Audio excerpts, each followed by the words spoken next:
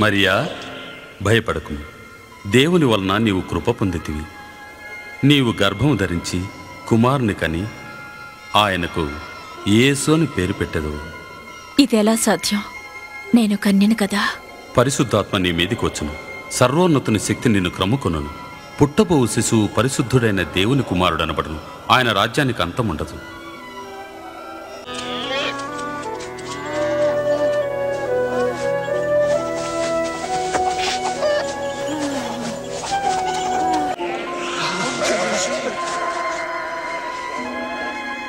దావీదు పట్టణమందు నేడు రక్షకుడు మీ కొరకు పుట్టి ఉన్నాడు.